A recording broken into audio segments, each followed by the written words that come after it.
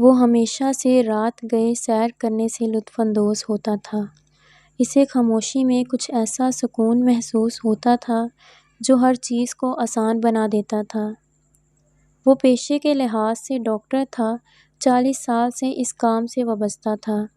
وہ ایک بڑے فارم ہاؤس میں اکیلا رہتا تھا، صرف وہ اور اس کا کتا شیرو۔ گھر بہت بڑا تھا لیکن کبھی دل نہیں کیا کہ اسے چھوٹا کرے، خاص طور پر جب سے اس کی بیوی ردا کی وفات ہوئی تھی۔ بچے بھی سالوں پہلے گھر سے جا چکے تھے اور جب سے کینسر نے ردا کو چھین لیا، بس شیرو ہی اس کا ساتھی تھا۔ ایک رات جب کام سے واپس آیا تو دل کیا کہ چہل قدمی کی جائے۔ فارم ہاؤس کافی بڑا تھا، اسی لیے ایک چکر ہی کافی ہوتا تھا۔ ٹھنڈی ہوا تھی، شیرو اس کے ساتھ چل رہا تھا۔ یہ وہ راستہ تھا جو وہ سینکڑوں بار چل چکا تھا، لیکن جب وہ گھر واپس لوٹ رہا تھا، کچھ عجیب سا محسوس ہوا۔ اس نے اوپر والے کمرے کی کھڑکی کی طرف دیکھا، وہی کمرہ جہاں وہ اور ردا رہا کرتے تھے۔ لمحے بھر کو اسے لگا جیسے کچھ ہلا ہو۔ وہ وہیں رک گیا، کھڑکی کو گھورنے لگا۔ کوئی وجہ نہیں تھی کہ وہاں کوئی موجود ہو۔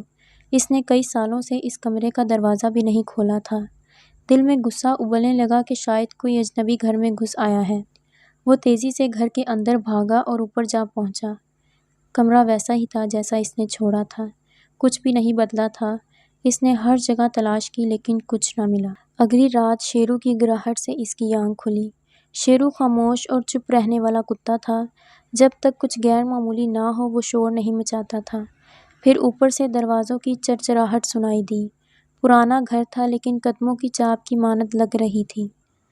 اس کمرے کے عین اوپر یہی سب ہو رہا تھا۔ اس نے سوچا شکاری رائفل لے آئے، لیکن اتنی جلدی فیصلہ نہ کر سکا۔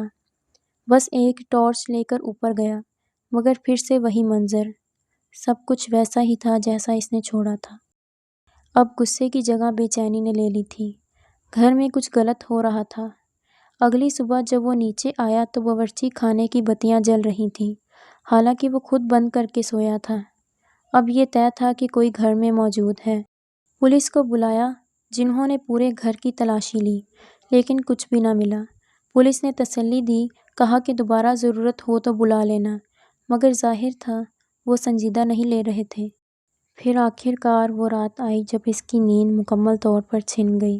اس نے فیصلہ کیا کہ پھر سے کمرہ دیکھے۔ جب دروازہ کھولا تو قدم وہیں جم گئے۔ ردا کے کپڑے فرش پر بکھرے پڑے تھے، وہ کپڑے جو اس نے ردا کی موت کے بعد باندھ کر رکھ دیے تھے۔ وہ فرش پر گرے پڑے تھے اور وہ حیرت سے انہیں دیکھ رہا تھا۔ ردا کی خوشبو اب بھی ان کپڑوں سے آ رہی تھی، جیسے وہ بس ابھی پہن کر نکلی ہو۔ اس کی سانسیں رکنے لگیں، ہاتھ پسینے سے بھیگ گئے۔ اچانک اسے لگا کہ کوئی اس کے پیچھے کھڑا ہے۔ اس نے جھٹ سے پیچھے مڑ کر دیکھا، مگر کمرہ خالی تھا۔ بس دروازہ آہستہ آہستہ بند ہو رہا تھا، جیسے کسی نے اسے دھیرے سے دھکیلا ہو۔ اسی لمحے ایک سرد سانس اس کے کان کے قریب سے گزری، جیسے کسی نے سرگوشی کی ہو۔ کیوں کیا سعد؟ اس کے رونگٹے کھڑے ہو گئے۔ وہ دیوار سے ٹک کر کھڑا ہو گیا۔ دل زور زور سے دھڑکنے لگا۔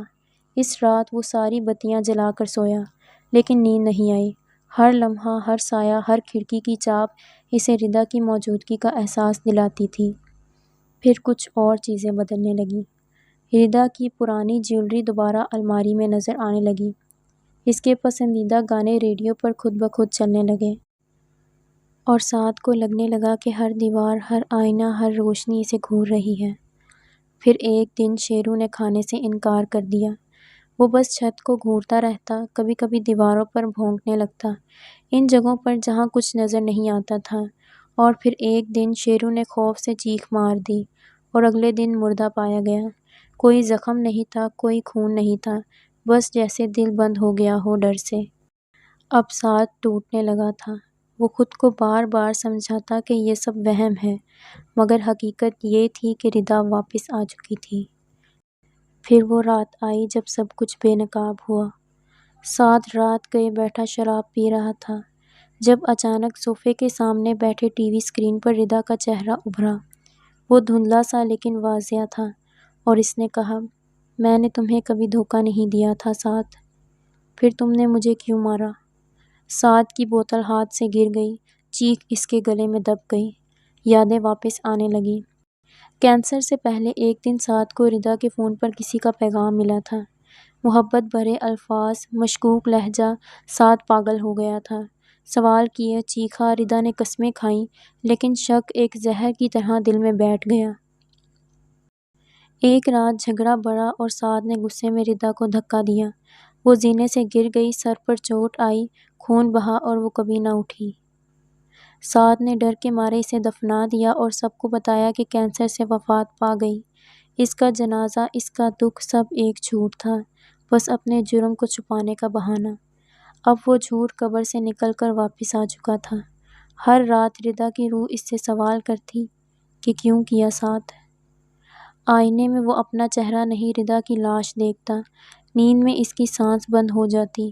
کبھی بستر پر خون ہوتا، کبھی دروازے پر ردا کا سفید دوپٹہ۔ ایک رات سعد کی چیخ سنائی دی اور اگلی صبح وہ فارم ہاؤس خالی پایا گیا۔ گھر کے ایک کمرے کی دیوار پر خون سے لکھا تھا، میں بے گناہ تھی۔ فارم ہاؤس اب بھی ویسا ہی ہے۔ شیرو کا کمرہ بند، ردا کے کمرے کا دروازہ آہستہ آہستہ ہلتا ہے، جیسے وہ اب بھی اندر چل رہی ہو۔ اور جو بھی وہاں ٹھہرے، اسے رات کے سناٹے میں ایک عورت کی سرگوشی سنائی دیتی ہے، پیار پر شک موت سے بھی بھیانک ہوتا ہے۔